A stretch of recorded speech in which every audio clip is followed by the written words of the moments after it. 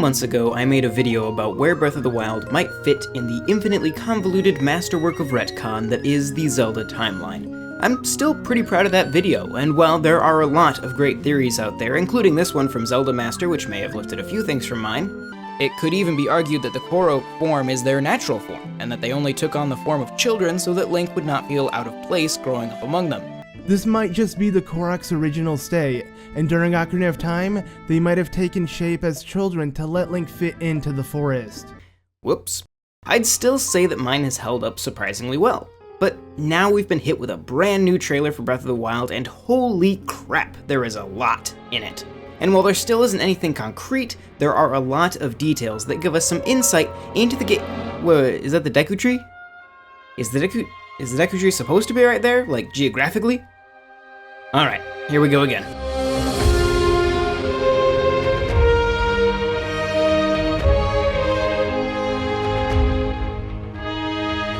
So as you know if you watched my original timeline video, the Master Sword's location is key to determining where we are in the timeline. Why? Well, because the Master Sword has a sort of Sword in the Stone vibe going on, in that only a hero chosen by the gods can draw it from its pedestal and thereby move it to a new location. As such, we can learn a lot simply by knowing where it is. In both the original trailer and this new trailer, we can see that in Breath of the Wild, the sword is resting right where it was both at the beginning and the end of Link to the Past. It was already clear in the original trailer, with the identical flower placement, 2 on the left and 1 on the right. I mean, you can't tell me that wasn't on purpose. But now in this new trailer, we can even see the long pathway leading up to the Master Sword, surrounded by trees on either side, just like in Link to the Past. But here's something new. Just behind the sword, we can see and hear what appears to be the Great Deku Tree. We only hear one line of dialogue from him, but he speaks to Link as if he knows him, and don't worry, we'll get into the implications of that in a moment. So as far as we know, the Deku Tree is in Kokiri Forest. The Master Sword should be in one of a few locations. The Temple of Time in the Child Timeline, or the Sealed Grounds if we're going all the way back to Skyward Sword, either the basement of Hyrule Castle or firmly in Ganon's head if we're in the Adult Timeline, or the Lost Woods in the Fallen Hero Timeline, but at no point did we see it in Kokiri Forest in front of the Deku Tree. And as far as we know, only Link, or perhaps arguably Zelda, could move it. In the last video, we talked about how a lot of key features of Hyrule move. Hyrule Castle has obviously been rebuilt multiple times, and geography isn't consistent, which actually kind of makes sense. The Legends of Zelda are just that. Legends. They're passed down through generations and pick up inconsistencies along the way. Fi even comments on this in Skyward Sword, referring to the oral tradition as unreliable. So while one storyteller sitting around a campfire might remember Lake Hylia due west of the Temple of Time, another might remember it as being northwest. However, there are certain things in the series that don't move, and we can learn something from those. The Temple of Time was constructed over the ruins of the Sealed Grounds, where the Master Sword was left to rest at the end of Skyward Sword. Why? Well, because Ryuru couldn't move it, so he just built the temple around it. Since then, the Temple of Time has not moved. Hyrule Castle has at times been rebuilt farther away from it, as we see in Twilight Princess or Breath of the Wild, and at times we even see the castle being presumably built directly on top of it, as in Wind Waker. But the Temple of Time never moves, and as Hyrule's population builds farther away from it, it eventually gets left to rot far from the castle walls. Now, one could easily be forgiven for mistaking the forest-covered ruins of the Temple of Time in Twilight Princess for the Lost Woods in Link to the Past, but this newest trailer gives us definitive proof that these two places are not the same. The Deku Tree is planted firmly in Kokiri Forest, which is bordered by the Lost Woods in Ocarina of Time. Now let's look at Link to the Past. The chaotic Lost Woods are bordered by a much more peaceful bit of forest. Yep, that's right. This is Kokiri Forest, and the Deku Tree has been just off screen this whole time. In fact, if we take the map from Link to the Past and line up the Master Sword with where Kokiri Forest should be, and orient the whole thing so that Hyrule Castle is where it was in Ocarina of Time, we find that Kakariko lines up perfectly with where it should be, and the Eastern Palace could very well be what remains of the Temple of Time. Sure, Death Mountain and Lake Hylia are swapped, but hey, Nintendo mirrors this world all the time, so who are we to judge? The point is that these two locations that we know to be static line up perfectly.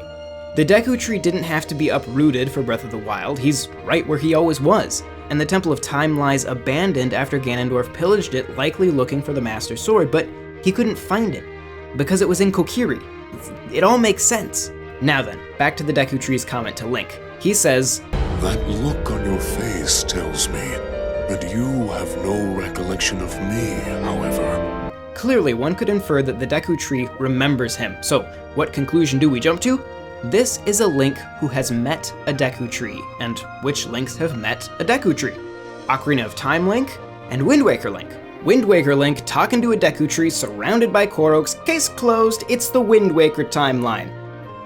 Well, no. That Link left Hyrule behind and had his own life, meaning this Link is a different Link, so the Deku Tree wouldn't remember him. And those Koroks, as we talked about in the last video, are merely the natural form of the forest spirits who only took the form of humans to appear like Link. Plus, if this were the Wind Waker timeline, then the Temple of Time wouldn't still exist, as the castle would have been built over it in order to house the Master Sword, which should be nestled in Ganondorf's supple face. And before you start yelling about sea salt from when the Koroks drained the Great Sea, there was a Great Sea in Skyward Sword, meaning that there could be sea salt literally anywhere.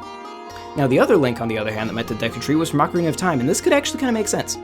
After my original video placing this game in the Fallen Hero timeline, with this Link being the same Link from Link to the Past, both Oracle games, and Link's Awakening, who has a nasty habit of falling asleep and entering the dream worlds of omnipotent evil whale gods who kill entire civilizations without a second thought because, well, whales are evil, a lot of people brought up the idea that this could be the Link from Ocarina of Time. Now, I haven't been able to find who first posted about this theory, so I'm sorry I can't give you credit, but if anyone knows, I'll happily link to them in the description. But the general idea is that when Link lost to Ganon in the epic final battle, Zelda managed to get him out of the tower and secret him away to a chamber where he could be healed and, hopefully, eventually, revived to defeat Ganon, who was left to lay waste to the world. I really like this idea, and I feel like it gives a lot of purpose to the idea of the Fallen Hero timeline. There is, however, another way to interpret the Deku Tree's comment, and one that's much less satisfying and a bit more vague. Link, Zelda, and Ganon are all part of an endless cycle of destruction, set upon them by evil's original incarnation, Demise, at the end of Skyward Sword. Link may not recognize the Deku Tree because he's never met him, but trees live for a long time. This Deku Tree may recognize the spirit of the chosen hero in another body, just like you do every time you see a trailer for a new Zelda game. But if it isn't the hero from Ocarina of Time, and is instead the hero from A Link to the Past, shouldn't he have seen the Deku Tree the last time he went to get the Master Sword? Good question, and one I don't have an answer for, but hey, you guys are smart. You brought up some great theories in the comments of my last video, so give it another shot here. Maybe he's an entirely new Link we've yet to meet. Maybe that's not even the Deku Tree. Maybe it's the Maku Tree. Why are these Zoras red? And if there are Zoras, there can't also be Rito, right? So what's that guy? Is he an evolved Uka, who may themselves be evolved Skyloftians? I'll leave that all for another video, but I'll happily chat about it in the comments. If you enjoyed this video, give it a like and consider subscribing. Check out NintendoWorldReport.com for more Zelda coverage, and if you want to be a part of making this channel a success, then I'd humbly ask for your support on Patreon, as it helps us keep doing what we're doing, and you get cool stuff out of it as well. My name's John Reardon, this is NWR TV, and I will see you next time.